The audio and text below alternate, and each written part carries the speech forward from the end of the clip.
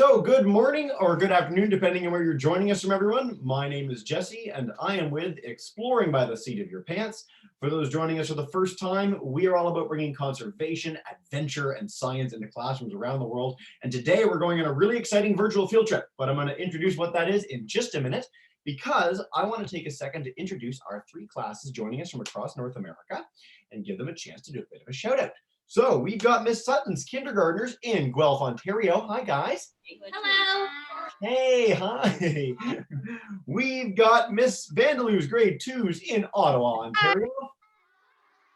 Hey, there's so many of you. Look at you all packed in there. I love it. And last but not least, we've got Miss Oliver's grade 4s joining in San Antonio, Texas. Welcome in. So nice to have Texas. All right, of course, the reason you guys are all here is for our speakers. So we are joined live by Anna and Caitlin at the Vermont Institute of Natural Sciences. So for almost 50 years now, they have been rescuing, researching, rehabilitating amazing birds. And we've done many sessions with them over the past few years. But today they're gonna dive in on some really, really cool birds of prey. So we're gonna find out what they're gonna share with us today. I don't know, it's a big mystery. So without further ado, I'm gonna turn it over to the lovely ladies there and take it away. Well, thank you, Jesse. Hi, everyone. My name is Anna, and this is Caitlin. We are both environmental educators at the Vermont Institute of Natural Science, which means that we teach people about the natural world. And our goal with this is if people know more about the wildlife species around them, then hopefully they're going to care more. And if they care more, hopefully they're going to want to take action to help preserve wildlife habitats. Because we're kind of in a state right now all around the world where wildlife species are in decline. And a lot of the reason for this is because humans are expanding their habitat. And so we need to find a way to keep everything in balance, a way that we can coexist with our wildlife, because they do a lot of things that are beneficial to us. And one of the most kind of direct ways and ways that we illustrate that here at VINS is through using ambassador raptors. Now, a raptor, you might think of a lot of different things. You might think of the basketball team from Toronto. You might think about velociraptors, those dinosaurs from Jurassic Park. Specifically, we're talking about a group of birds that are alive and roaming our Earth today that have a number of characteristics that help them hunt and kill other animals to eat. So they have very good vision. Things like hawks and eagles. You might have heard the term eagle-eyed to describe someone that has very good vision, because the hawks and the eagles, the falcons and the owls, these birds we're talking about today, do have exceptional vision that helps them find something good to eat. They also have talons, or the curved claws on the ends of their toes, that help them grab onto their prey. And in the case of the hawks, also squeeze the life out of it, which is pretty great. And then they all have a hooked beak, a curved beak on the end of their face that helps them tear their prey up into bite-sized pieces. So you might imagine a bald eagle, a great horned owl, an osprey, a red-tailed hawk. All of these birds fall into this category of raptors. And we here at VINS, not only do we do a lot of education work with our ambassador raptors, but we also have a wildlife rehabilitation clinic. And that means that we have a bird hospital right here on site, and we see injured and orphaned wild birds that members of the public from all around Vermont and our neighboring state of New Hampshire bring to us. Maybe they see an injured owl on the side of the road, it's not flying away, got hit by a car and can't fly away. They might bring it to us for treatment. And our staff here have the expertise, the resources, the medicine to treat these birds so that they can get back on their wings out in the wild again.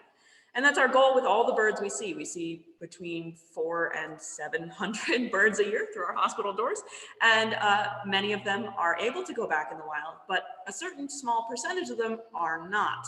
They have injuries such as they can no longer fly because their wing healed improperly, or they can't see out of one eye anymore because they got hit really hard in the head. Those birds are the ones that live with us. They're the ones that become ambassadors for their species. So we are going to meet two of those birds today, and Caitlin's going to go off and grab our very first ambassador to show you guys. So the birds that we have that live here with us are obviously wild animals. They were injured in the wild and brought to us for care. And if they can't live out in the wild anymore, it's a really sad thing for them. And we want to try and make their lives with us as interesting, as fun, as changing as their life would be out in the wild. So there's a lot of different ways that we can do that for them. One is making their habitat much like their habitat would be in the wild, making the place where they live with us seem like it's out in the wild. And so we give them things to look at, things to interact with that are like what they would see in the wild. A lot of us brought in our old Christmas trees at the end of December. We weren't using our Christmas trees anymore. We brought them in and we put them in the aviaries where our birds live so that they could have a real actual tree to play with and sit on. And many of our birds took advantage of this. Another way that we do this is we will often wrap their perches, the branches that they sit on, with different textured things, maybe some rope, maybe some carpeting, maybe some doormat material. So they've got interesting different textures to feel. So not only do they have things to look at, they have things to feel. We vary their diet. So we don't just feed them chicken every day or mouse every day. We'll give them different things to explore, just like you wouldn't want to eat the same exact food every day. And that's not what they do in the wild either. So there's a variety of different ways that we can enrich their lives with us. So I think our first guest is ready. Without further ado, he'll come on screen. And Caitlin's going to talk a little bit about this guest for us, and we'll have some bio facts too. Hello. So here I have Miami, the eastern screech owl, on my glove here. He's very interested in the computer right now and all sorts of things. And so he is full grown. He's about maybe the size of my hand. And so he's very small, but he is as big as he's ever going to get. He's not a baby. He is a full-grown eastern screech owl. And so might think of him as kind of defenseless, but he's actually a really big, ferocious predator. So he does have the talons that are on his toes, and that tiny little beak that's amongst all his feathers on his face allow him to tear apart his food. And he has these amazing eyes, these really big eyes that allow him to see in the dark. So he has these big eyes, kind of like big windows. They let in so much light into his eyes so he can hunt effectively at night. But his eyes allow him to... Oh, hello, new class. Sorry, I heard something. No worries, all good. The new class. And so we're meeting an eastern owl right here. He is an owl, so has those big eyes, but he also uses his big ears to hunt. And so I'm sure you might be thinking that those big tufts on the tops of his head, this little tuft right here, that looks like an ear, but it has nothing to do with his ears. He has this nice little circular disc around his on his face, and all the way down his fuzzy face are his ears. You can't really see them. But with those ears, he can hear all the prey that he wants to eat. And so he'll primarily go for big bugs like big moths, but he might go for a mouse or a sleeping chickadee. And so he will be hunting them at night using his ears primarily to find them. And then he's going to grab them with his feet and use his beak to tear them apart and eat them. And so he is very good for his environment, and he lives all over the East Coast. And he's found in places with lots of trees. And so you can imagine that he looks almost exactly like bark. So we're going to try something right now and see if we can make him disappear with this image of bark. We've got this little cutout. There. Where did he go? And so his feathers make him blend in really, really well with the bark. And so he has amazing camouflage, and his ear tufts that we mentioned before, those little tufts on top of his ears that have nothing to do with his ears, have everything to do with camouflage. And so if you imagine if he didn't have those ear tufts, he'd have this big horizontal line across his head, and then across the bark would be that horizontal line. And predators would be looking at that bark and see that horizontal line and be like, well, there's something there, and might investigate and might eat him, or his prey, the things that he wants to eat, will see him. And so he has these feather tufts, these little tufts going on top of his head, so it breaks his silhouette, makes him more vertical to blend in really well with the bark.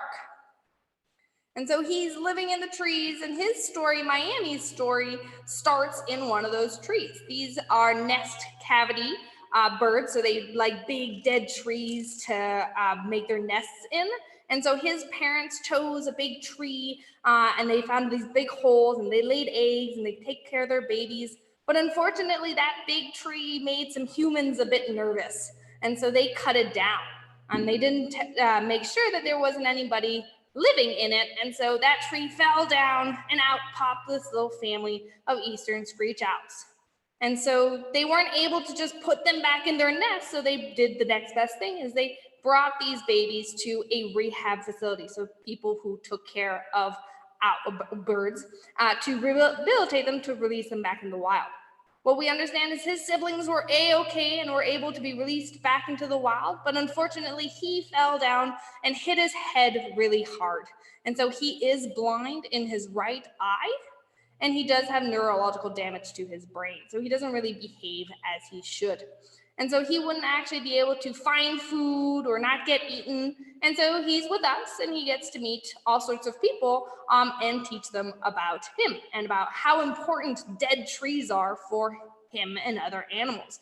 When we think about how dead trees make people nervous, if it's a way that you can keep it there, that's really important for all sorts of animals to call home. Squirrels, other owls, other birds, all sorts of animals will find it a great place to live. And so if you can, leave those dead trees there. But if you do have to cut it down, a great way to provide these animals homes, especially owls, is by building a nest box and strapping it onto that tree. So or a nice new tree, nice live tree. And so he can still have homes, even though you may have cut down a dead tree. He's very interested in it. He probably wants to go right inside there. So yeah, there's a lot of different plans online. If you just search for screech owl nest box, or even American kestrel nest box, because that's another raptor that would fit in this hole right here. There's easy ways to build this on your own time, in your own backyard, and set it up on a tree. If you feel like you don't have the right habitat for screech owls, you can make one. Mm-hmm. Yeah, and there's all sorts of citizen science projects that are working with these nest boxes as well to monitor, to use your nest box. So if you keep an eye out and see what's living in there, you can take part in all these citizen science projects that are learning about where these birds nest and how successful they are. And so Miami has been with us for about 3 years. He is a bird that is very comfortable on the glove, and he's kind of trilly sometimes, makes lots of noise. And what we call is clicker trained. And so when he does something that we think that we want him to do, which is something like this, sit calmly for us, we will click and he gets a reward. So I'm going to do that now to demonstrate that clicker training. So, and then he gets a reward, and then he eats it. And so he knows that he did a good thing, and that if he continues to do that good thing, or he does behaviors, he will get rewarded for them. And so we do positive reinforcement here at VIN. So that means we try to minimize our punishment of anything bad. We reward for things when they do good, and we clicker train them so that they know food is coming. It's called a bridge. And so that clicker train allows us to, when we fumble for food, they know that food is coming, and we instantly tell them that something good happened, and that they should think about what that is. And so they'll learn what behaviors we want them to do, and maybe not do the ones that we don't want them to do, just by them not being fed for those behaviors. And so now Miami has been working with us for 3 years. He's getting even more and more comfortable. I've been working with him for about 6 months now.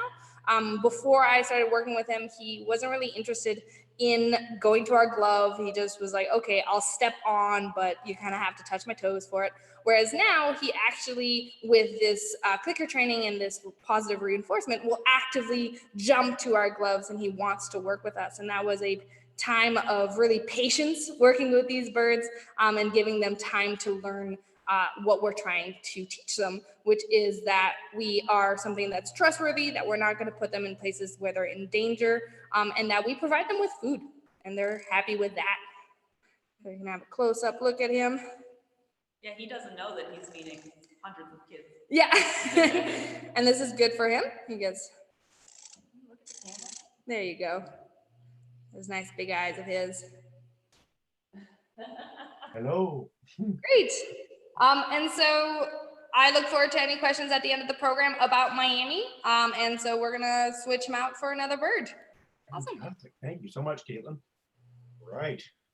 Yes, so Caitlin's going to switch out Miami and get the next bird that we're going to talk about. And we're going to take that idea about the clicker training that she alluded to and the positive reinforcement training and show off what birds are capable of given that kind of dialogue, given that, yes, he needs a bigger love, it's a bigger bird. Because it really is a way for us to communicate with our animals in training. We can say to them, hey, that thing you just did, that was good. You're gonna get a reward for doing that. And then they can internalize that. They can think about that in their mind and say, oh, okay, maybe I should do that again, or maybe I should do that more. And then we can kind of shape, that's what it's called, shape the behavior of showing them how to do something that they might never have thought of doing or never have wanted to do before, because they know that they're gonna get a reward every time they do something like that. So we're bringing out our red-shouldered hawk now. Her name is Ithaca. I'll let her get her close up there. This is Ithaca, the red-shouldered hawk. And now this is a species of hawk that's found mostly in the southeastern United States. You guys in San Antonio, you probably have red-shouldered hawks, but you guys up in Ontario, I would be surprised if you see these guys regularly. They really like swamps, and so they hang out in more southerly, warm, wetland environments. Ithaca was actually captive bred in Ithaca, New York. So she was part of a program to help build up the wild population of red-shouldered hawks in New York.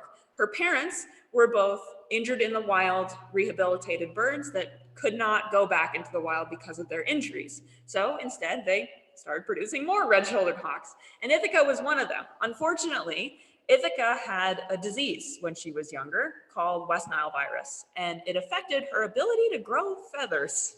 So she was not a healthy young bird. She could not have been released into the wild because she actually can't fly because of that disease. So we're glad that she's here with us, and that, you know, she didn't discover that one day when she was out on her own in the wild. She was transferred to our program pretty early on. But that's why this bird is here. Even though she was technically born in the wild, born in captivity and right alongside people. So the things that we can do with her are not as, you know, kind of like spectacular or exotic as some of the training we can do with our other birds, because she can't fly. But one thing we can do with the clicker training is communicate with her what she can see. And what I'm talking about here is her color vision. So we have demonstrated with Ithaca that if she touches with her foot this green block right here, which on my laptop it looks kind of blue, but it's green. If she touches any other color of block, this red one, we also have this yellow one, this is the wrong color. She doesn't get a treat for doing that. So we can set up this sequence of blocks, green, red, yellow, and she has to find the right one. She has to find the green one. We can mix them around. Maybe this is the sequence, and she has to find the green one. If she didn't have color vision, if she didn't understand what we were asking, she would be getting it wrong, right? So let's let Ithaca show off her color vision for you. We're gonna set her down on the ground. So I'm gonna re-angle the laptop. You can see she's ready to go. You gotta stay in frame though, honey.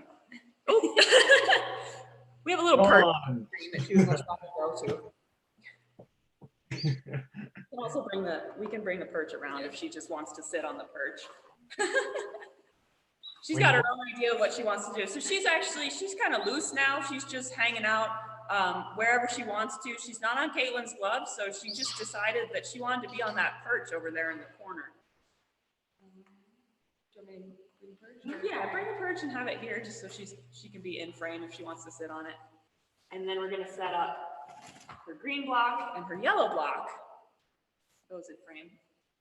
She's got to choose which one is going to give her the treat. Red block is not here yet.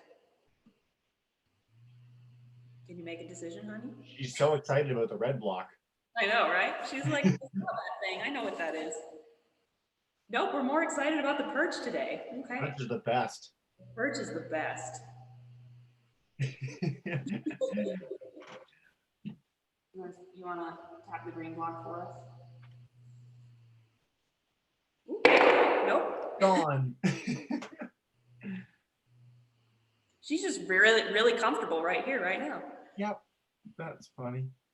Hilarious. Live animals, you never know what you're gonna get. You never know what's gonna happen, right? She was so good about this before. That's funny. Do you want to maybe set her on the ground and I'll take the perch out of her reach for the moment, so she's gotta engage with the blocks. No, perch is the best. Mm-hmm. Yeah. Perch is the best. Nope. And honestly, I can't blame her, right? This is a bird that is not necessarily in the wild hanging out on the ground ever, right? She's up in a tree, she's sitting on a branch. So this is way more comfortable on her feet to sit on this perch. But she can't go much higher than that little 1.5 foot jump that you saw her do. All right, let's do color blocks. Let's do some blocks.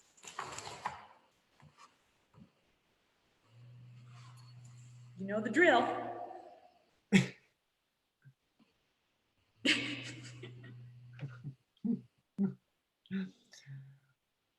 Yeah, think about it. We do believe you, incidentally.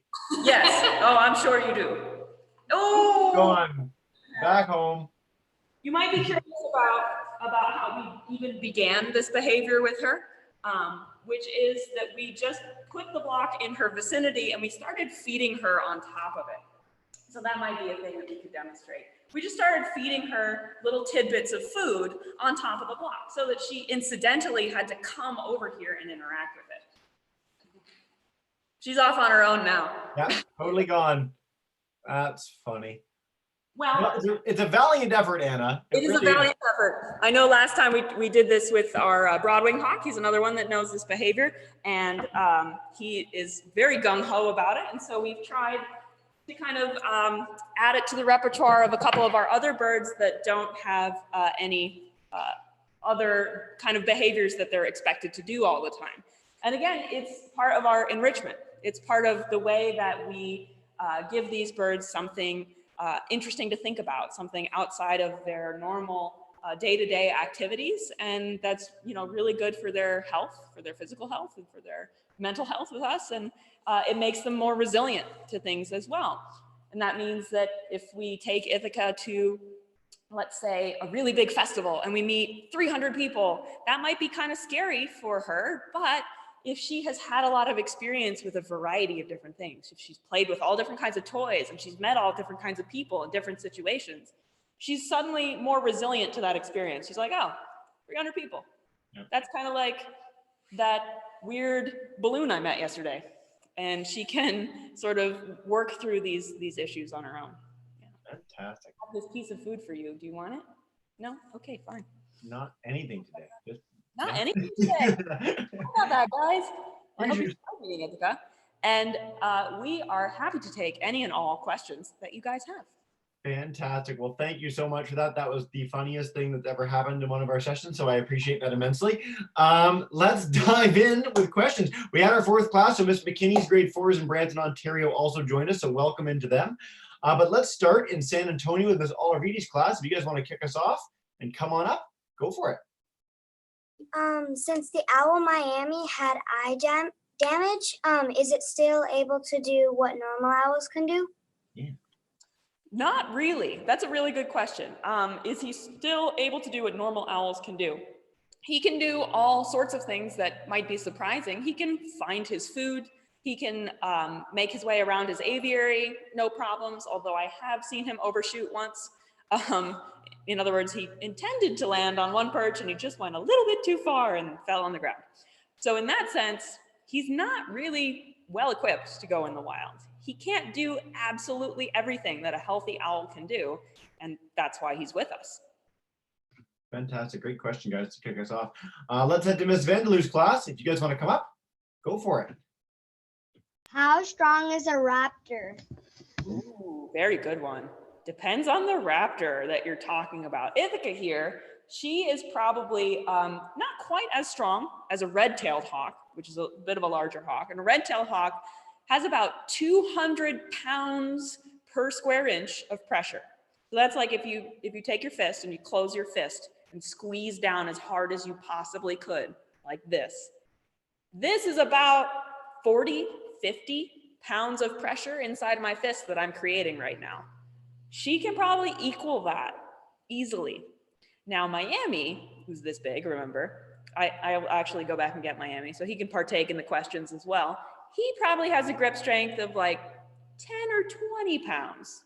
Doesn't sound like that much, but Miami weighs 4 ounces. He weighs about 100 grams. That's it. So he is immensely strong for his body size, as all of the raptors are. Yeah, fantastic. What an amazing thing. I mean, where are the muscles that they have just as a grow up to be able to make that sort of strength? Like, that's incredible. All up in there. Yeah, tucked in under the feathers. Awesome. If you want to go get Miami, we'll take a question with Caitlin if she's perfect. So Miss Sutton's class, if you guys want to come up and ask a question, go for it. I'm ready. Hi. Hi. Why are the birds different? Yeah. Ooh, why are the birds different? That's a great question. So they have different ways that they live. So they each have their own little roles in their ecosystem. So Miami is much smaller than this hawk here. And so he's as big as he needs to be, and he eats a little bit differently than this hawk. And so Miami likes to eat bugs, whereas she likes more rodents and bigger prey items. And so depending on where they live and what they eat, they look a little bit different. And she is hunting during the day, so she doesn't have the really big eyes and the flat face to help with her hearing. So she just has the big beak. She is hunting during the day, so she doesn't. And so depending on their lifestyle, they just have different ways that they look. And raptors look very different from great hunting during the day, robins, which have very different roles and different lifestyles in their ecosystems. So depending on what they want to do or how they've evolved, they look different. Which have very different roles and different. So Miss McKinney's class, your mic's muted. Sorry. Yeah, I know you're having some tech difficulties, but we'll just keep that muted. You can take a question in a minute. Thanks. Okay. Sorry, give me 2 seconds, guys. It's not muted for me, so I am gonna do this. And okay. Oh, it's taking a second. There we go. Perfect. All right, let's head back to Miss Olividi's class. If you guys want to come on up and ask a second question, go for it.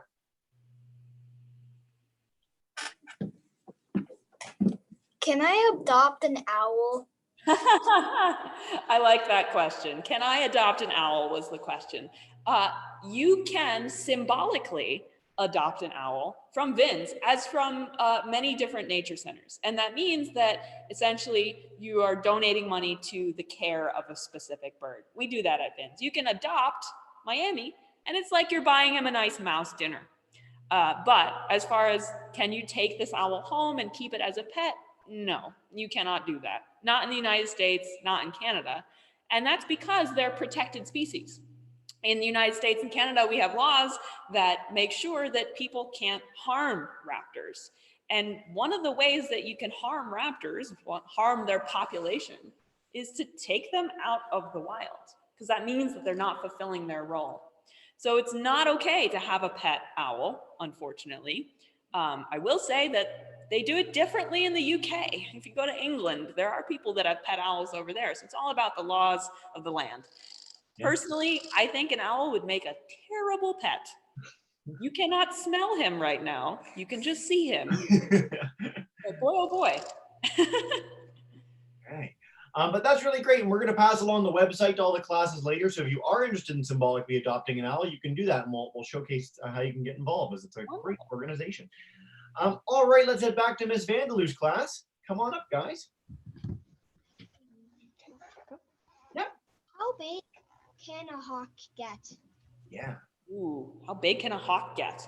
Well, the biggest hawk in North America is the ferruginous hawk. Ferruginous is kind of a weird term. It means rusty colored. They have a rusty colored sort of powder of orange on their shoulders. And they're a bird of the Intermountain West. So places in the United States like Montana and Idaho and Utah, or Saskatchewan would have ferruginous hawks. But they're actually not found here. Our largest hawk in Vermont is the red-tailed hawk, which is very, very common all over North America. The ferruginous hawk can weigh about 4 pounds, and they have a 5-foot wingspan or so. Yeah. Yeah, fantastic. It's looking like Miss Oliveri's class might have to go to lunch soon, so I want to come back to you guys for one more quick question, and then we'll go to Miss Vandaloo's and we'll wrap up from there. So Miss Oliveri's group, come on up. Hang on, Sydney. We can take 2. Let's take 2 questions from you guys. We have plenty of time. We're good. Do all of the birds get along? Yep, and that's one, and we'll take the second question from the girl behind you as well, who had her hand up. What birds you most frequently get? Perfect.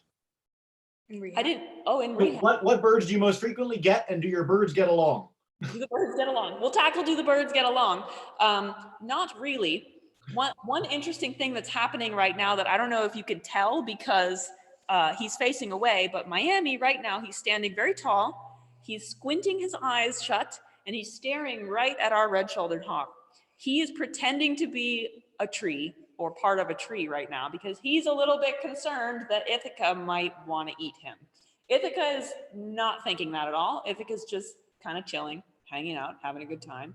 But it's still the instinct of this tiny little owl who is a prey species. In addition to being a predator, he's just got to watch out for himself, and he's got to watch out for that big hawk right over there. If these two were loose together in this room, it would probably not end well for Miami. So they're not friends. They're still acting as if they're out in the wild. Perfect. As for the second question, what's our most frequent bird that we get in rehab? It kind of depends on the year, and it depends on the season. If you're talking about summertime, springtime, we see a lot of baby birds, birds that are too young to be out of the nest, that need some extra help. And for the most part, that's usually robins, right? The American robin is our most common patient in the summer. But in the wintertime, we see a lot more of the raptors. And actually the barred owl, which is a much bigger owl than Miami, is our most frequent patient in some winters, simply because they have a hard time hunting in the winter, or they can when it gets really icy. They find themselves hanging out near roads more, and they get hit by cars a lot. Yeah. Well, we're sorry to hear that, but great answer to the question. Thanks, Anna. All right, we're going to take 2 more questions from Ms. Vandaloo's class, and then we will wrap up so you guys can all head to lunch. I want lunch. How do owls turn their heads all the way around? Yes. Very good question. Because Miami is so focused on Ithaca, I can probably demonstrate. Yeah. Oh. Right? Oh, look at that. So that's, if you can catch that, Miami turning his head almost 180 degrees behind him. So you know that owls can turn their heads really far. The question is, how do they do it? And it's really just that they have more bones in their neck than we do. So if you run your fingers down the back of your neck, you can feel all these little bumps here. Those are your cervical vertebrae, your neck bones, and you have 7 of them because you're a mammal. But birds have between 10 and 14, and this owl has 14. So however far you can turn your head, an owl can double it. What a cool demonstration, by the way. That was really neat, and I'm sorry for your wrist. Right. I'm used to All it. right. Let's wrap up with one last question from Ms. Vandaloo's class. Come on back up, guys. How is the red-shouldered hawk different to a normal hawk? Ooh. She's like, I am a normal hawk. Do you want to take this one? If you've got her. Yeah, so she is a red-shouldered hawk. One of the more common hawks that we have in North America and Canada is the broad-winged hawk, which is physically very similar to this hawk. And so she is a bit different in the sense that she has very red on her body and especially on her armpits, and which gets her name of a red-shouldered hawk. The broad-winged hawk is pretty awesome because it actually is a migratory species.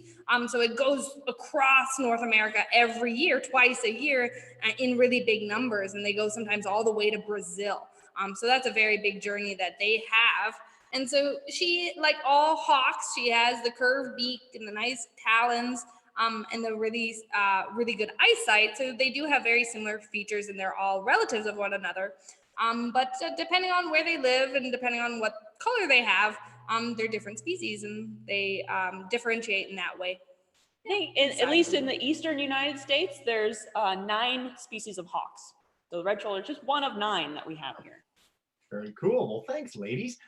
Before we wrap up, just one last question. I always like asking it. For our kids that are interested in learning more about what VINS does or about hawks in general, where can we send them when they're done? Totally, yeah. So if you're interested in learning more about what VINS is and what we do, our website is a really great resource. We cover all the bases there. Our main 3 aspects of our mission are education, research, and rehabilitation. And we are always looking for people that are interested in all of those things. To learn more about hawks and to learn more about owls, my favorite resource is the Cornell Lab of Ornithology's All About Birds website. That you can type in any species in North America, and it will give you exhaustive information as well as videos of the bird and sound bites of it making its call. It's just really comprehensive and good. Super cool. So we're going to share with all the classes that took part today. So check your inbox the moment we're done. For now, as you know, Anna, what we do at the end of every session, I'm going to demute the microphones of Miss Ollervidi's remaining students in Miss Vandelou's class. So boys and girls, if you guys could join me in saying a big thank you to Anna and Caitlin, you are all demuted. Go for it. Thank you so much. Thank you. Thank you. Thank you, guys. Thank you so much for taking part.